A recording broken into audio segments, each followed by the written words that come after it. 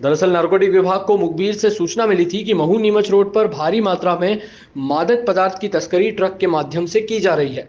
सूचना के आधार पर इंदौर नारकोटिक्स विभाग की एसपी द्वारा टीम गठित कर घेराबंदी करते हुए ढाबे पर खड़े ट्रक पर दबिश दी गई, तो उसमें ट्रक चालक सुजाना राम नामक व्यक्ति को पकड़ा गया, जो कि मूल रूप से राजस्थान का रहने वाला है, जिससे पूछताछ की गई तो बताया जा रहा है कि मणिपुर से लेकर मध्य प्रदेश से होते हुए मादक पदार्थ को गुजरात ले जाया जा रहा था। वहां पर किसी अन्य व्यक्ति को सप्लाई करनी थी, लेकिन उससे पहले वो नारकोटिक्स विभाग के हत्थे चढ़ गया। फिलहाल नारकोटिक विभाग पकड़ाए ट्रक चालक से तमाम जानकारियां जुटाने में लगा हुआ है। ये नारकोटिक्स विंग इंदौर के द्वारा कल रात को 80 किलो लगभग अफीम को एक ट्रक चालक सुजान सिंह जो है उससे जब्त किया गया है और इसकी कीमत लगभग 2 करोड़ 40 लाख के लगभग है। मैम कैसे सूचना मिली थी आपको कि और ये कहाँ जा रहा था डिलीवरी देने? ये मुखबिर सूचना थी हमारी और जो माल ला रहा था वो अभी तक इतना ही बताया कि मणिपुर से ला रहा था और आगे हम लिंक डेवलप कर रहे हैं कि कहाँ ले जा रहा था, वो किसका माल था। मैम ऐसी संभावना जताई जा रही है कि गुजरात जा रहा था, ऐसा प्रारंभिक तौर पर बताया जा रहा था। हाँ, अभी थोड़ा सरसरी तौर पे आया है कि गुजरात जा रहा था, लेकिन किसके यहाँ जा रहा था, क्या उसका कौन लेने वाला है, वो हम पूछताछ कर रहे हैं उससे। पंडित धीरेन्द्र शास्त्री ने अपने उद्बोधन में कहा था कि भगवान सहस्त्रबाहु के द्वारा बलात्कार किया गया, अन्य लोगों पर अत्याचार किए गए हैं। उनके द्वारा कलचुरी जायसवाल समाज पंडित धीरेन्द्र शास्त्री के इस व्यक्तित्व का विरोध करता है और समाज चाहता है कि पंडित धीरेन्द्र शास्त्री खुले मंच से माफी मांगे, अन्यथा हम उनके खिलाफ FIR दर्ज करेंगे व इंदौर आने पर उनका विरोध भी किया जाएगा। आज आप लोगों के बीच हम है क्षत्रिय कलचुरी कलाल समाज के भगवान सहस्त्रबाहु अर्जुन के आराध्य देव के खिलाफ धीरेन्द्र शास्त्री द्वारा की गई टिप्पणी कि वो आतताई थे, बलात्कारी थे, जातियां करते थे, सारे क्षत्रिय राजा इस तरह का कर्म करते थे और उनके बारे में जो बातें कही है धीरेन्द्र शास्त्री जी ने, उसके हमको पूरी समाज को रोष है कि हमारे देवता के बारे में इस तरह के अपशब्दों का प्रयोग, इस तरह की टिप्पणी कतई स्वीकार नहीं है। जो हमारे आराध्य देव हैं, बड़े पूज्य भगवान तुल्य हैं, उनके खिलाफ की गई इस टिप्पणी का पूरी कलाल समाज विरोध करता है, रोष व्यक्त करता है। ये टिप्पणी उन्होंने परशुराम जयंती पे अपना एक वक्तव्य दिया था फेसबुक पर। उस वक्तव्य को लोगों ने व्हाट्सएप पे भी चलाया, वो कंटेंट अभी व्हाट्सएप पे भी चल रहा है, फेसबुक पे भी चल रहा है, वो हमारे पास भी मौजूद है। आप सबको हम अभी व्हाट्सएप पे दे देंगे वो। आप लोग क्या चाहते हैं? हम लोग ये चाहते हैं कि धीरेन्द्र शास्त्री अपनी गलती को स्वीकार करे कि हमारे इतने पवित्र देवता का, इतने हमारे वंश के अलावा और भी बहुत सारे वंशावली जुड़ी हुई है सहस्त्रबाहु अर्जुन से, तो उनके खिलाफ की गई अभद्र टिप्पणी की माफ़ी मांगे और पूर्ण रूप से माफ़ी मांगे।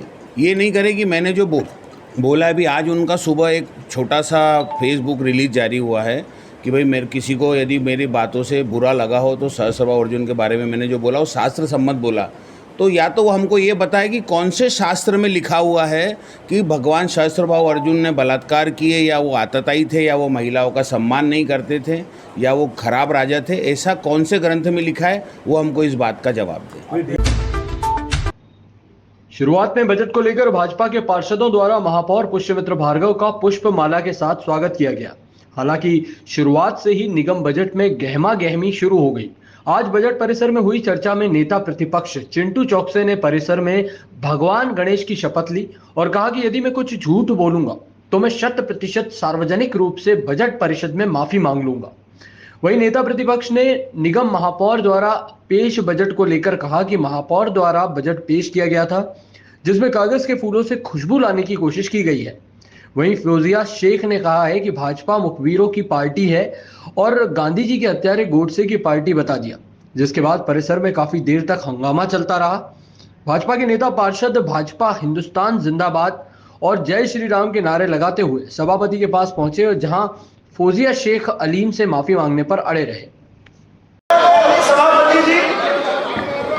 माननीय सभापति जी, इस बजट पर बहुत सकारात्मक रूप से चर्चा हो, ऐसी कल भी हमने अपेक्षा की थी।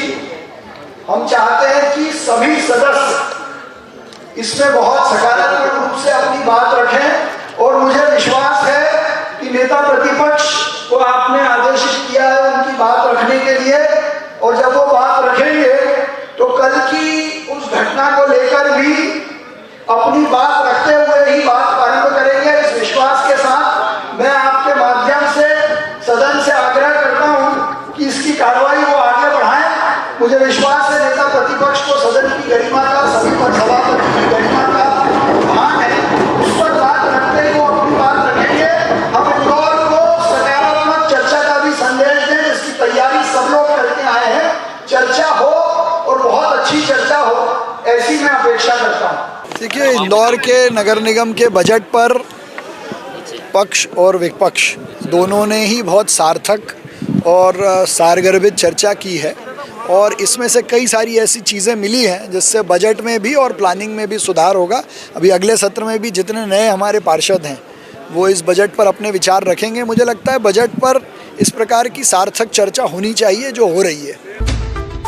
इंदौर शहर का नाम रोशन करने वाले गुरुवचन सिंह, अश्विनी बिलवानिया और खुशी के विश्व कप से लौटने पर शहर में रोल बॉल संघ द्वारा विजय जुलूस निकाला गया। जहां बड़ा गणपति से राजवाड़ा तक जुलूस के दौरान जगह जगह स्वागत हुआ।